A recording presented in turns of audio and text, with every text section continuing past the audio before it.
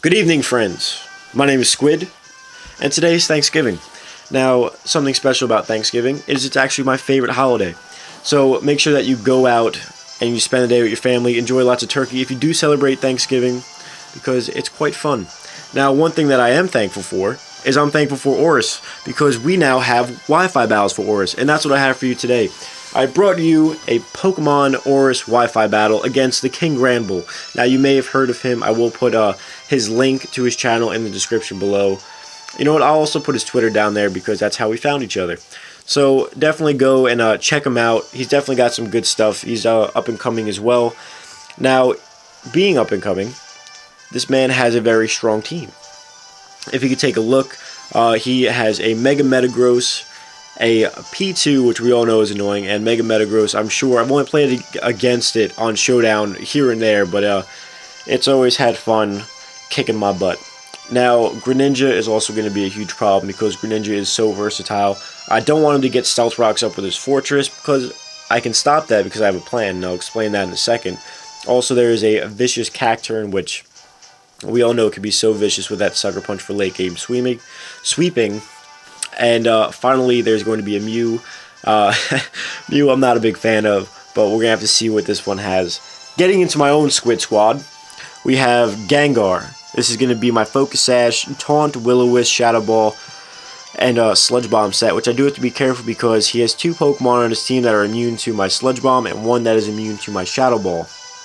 So I will have to be aware of that. Also, Scarf Mienshao with Reckless. I like running Scarf Mienshao because it kind of shuts down Greninja. So that's one reason why I really like running it. Mega Gallade. I'm just going to say that one more time. Mega Gallade. I'm so excited for this Pokemon. You have no idea. Now, I'm excited for it because I like to use the Gallade set that I made a while ago, which was the Will-O-Wisp Bulk Up Drain Punch Cycle Cut set. And the fact that he gets a Mega and access to Drain Punch now because of the move tutors in ORAS, which is I'm thankful for, Thanksgiving thankfulness. I'm going to take advantage of this as much as I can. Also, I have my Skarmory, which is just going to be Stealth Rock Spike, Brave Bird, Steel Wing, Wide Lens Rotom because I don't feel like I'm missing any kind of Hydro Pump.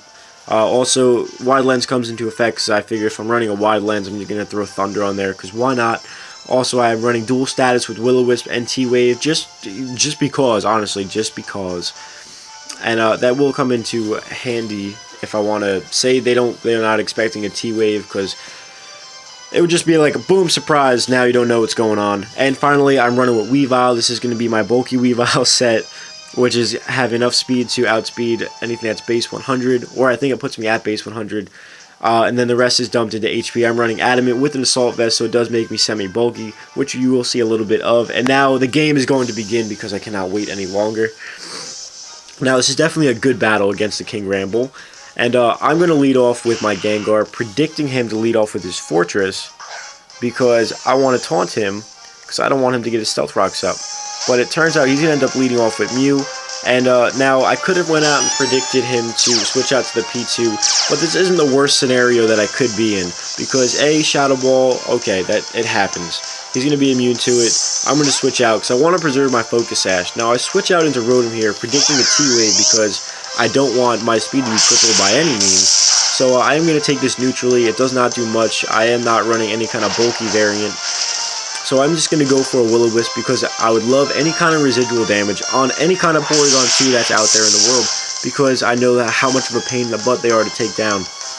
Now, I'm assuming he's a Violet because I haven't seen any other type of P2, so I'm just going to go for a Hydro Pump here. It's going to do a little bit of damage, a little something. But he could go for recovers here. I'm not sure what he'd like to do. If he would like to switch up or switch out, I was just going to go for Thunder for coverage. I'm not fearing any kind of miss because I do have the Wide Lens. Now here, I do end up getting a critical hit, which does do a lot of damage. But the fact that he didn't go for a cover on this turn shows me that he's not trying to preserve this in any way. Just for the fact that I do have two fighting types on my team, and assuming from looking at his team it's more especially defensive because the Fortress is probably going to be his special wall. Now, I am going to bring my Gengar in here. I'm going to go for a Sludge Bomb. and take this out. Now, his next play makes me believe that he thinks that I'm going to be choiced in some way. So I'm expecting a Sucker Punch, which is perfect because I do carry the Will-O-Wisp. I missed the Will-O-Wisp. Now, when he gets away here, you know, unscathed, that would have been huge if that would have hit. So he's going to end up switching out here. He's going to switch to the Mew as I go for the Sludge Bomb. So I figured he's not going to want to either A, stay in, or B... Well, no, I wouldn't expect him to want to stay in anyway, because even if he attacked without the Sucker Punch, I would have outsped and I could have burned him anyway.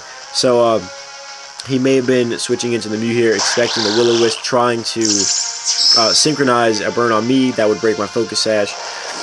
But he is going to actually end up switching out here into his Greninja. He's going to take the Shadow Ball very well. It is resisted hit. I do get this special defense drop, but I am going to switch out here because I don't want to lose my Focus Sash. I want to keep that intact. So I am going to switch out into my girl Spicy's. Spicy's chicken is a chicken placed by me, which is actually really delicious. And unfortunately, Spicy's does not have the greatest special defense. So I am going to end up going down to 2 Dark Pulses. But I'm not going to die in vain because I have gotten very good information from this. I have learned that the Greninja is a Life Orb variant, which as most of them usually run.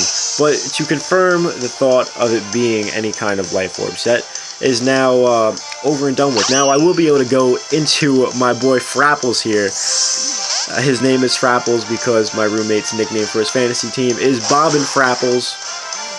And that just makes me laugh every time. So, I'm going to go for a U-turn, which is going to end up scaring him out.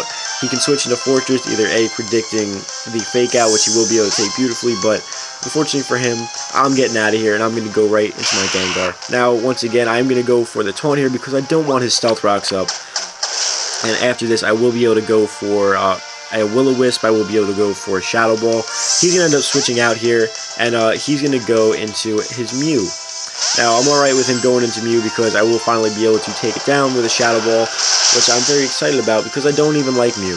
Well, Mew's cute. Alright, Mew's cute. I just don't like it competitively. So, he's going to get a free switch into his Greninja now. And I don't have any Spikes or Stealth Rocks set, so I will have to whittle it down with him taking down his own Life Orb. So I'm going to predict the Dark Pulse here. I'm going to go into my Weavile, which I will be able to resist the hit. And since I do have HP investment and an Assault Vest, I'm going to eat this hit up. Delicious, delicious, just like the turkey I'm going to have in a couple hours.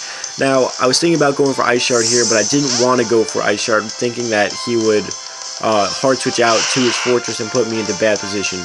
So it turns out he actually carries a U-turn. So he's going to U-turn, and he is going to break my Focus Sash, which is, it's not too bad. It's not horrible because I still have different means of dealing with the Metagross. I did have a plan for the Metagross with the Focus Sash, but that plan is now out the window. But he's going to switch into the Fortress here. Now he's going to double out, predicting my Taunt. And he's actually going to go right back out into the Greninja, which is a really nice play because if I would have went for Taunt, it would have done nothing to his Greninja, and then he'd be able to take me out with a Dark Pulse on the following turn since my Focus Sash is broken. However, hitting him with the Shadow Ball is actually going to be enough from the range of health that he is at to take the Greninja down. Now, that Greninja's gone, I am very happy. So, Mega Metagross is going to come in, and I will be able to go for my plan. Now, I want to keep my Focus Sash intact, so I will be able to take a Zen Headbutt from the Mega Metagross, but it turns out that he's not going to be running any kind of max speed or anything. He's probably running max HP, max attack, Adamant Metagross, and I will be able to outspeed the following turn after Mega Evolution, because I am running Timid. I will be able to get a Will-O-Wisp off, which is a beautiful thing, because I don't want this thing to have full access to all of his power on the physical side. Even though he is burned, he's going to be able to take me down with his Zen Headbutt, just the raw power. Now, I will be able to finish the second part of my plan. So, I guess the plan really isn't out the window, because I did get the Will-O-Wisp off. Now, I will be able to Mega Evolve here and go for a Bulk Up.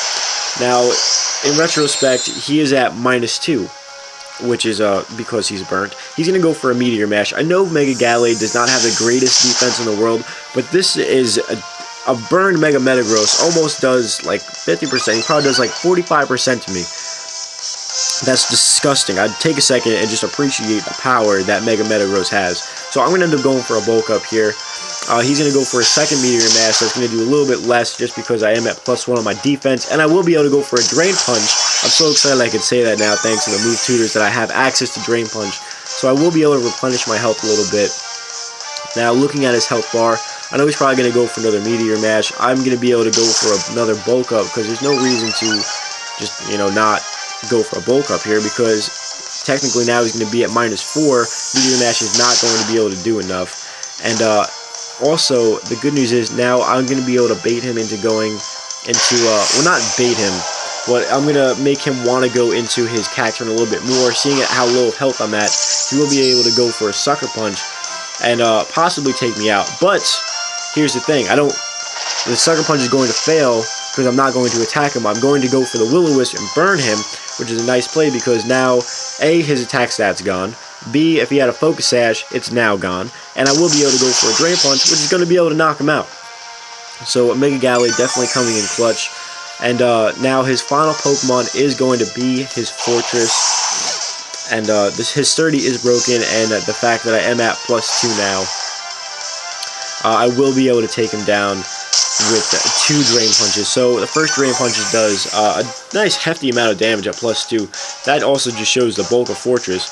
So he's going to hit me with the Rocky Helmet. He's also going to show me that he is carrying Earthquake, and that is not going to do much to me. And I will be able to follow up with the second Drain Punch to end up taking him out and ending the game. So that is going to be my first ORAS Wi-Fi battle, which I was very excited about. I think it went pretty well. It was definitely a good plays on both sides. So once again, do not forget to go check out King Grandbull's channel. Definitely go look at his stuff. If you like his stuff, go subscribe to him, like his videos. Spread a little holiday cheer since we are at Thanksgiving and slowly making our way to Christmas. But I'm sure he'll appreciate that. But once again, I hope you guys enjoyed it. But before I go, here's a comment question of the day. What are you most thankful for in ORAS? So now I'm going to head out of here because I want to go eat some turkey and spend the day with my family. And I suggest that you do the best to spend the day with your family as well, because this time with our family is so short, and make the most of it. So enough rambling and bambling. I'm out of here. Enjoy your holiday. Bye.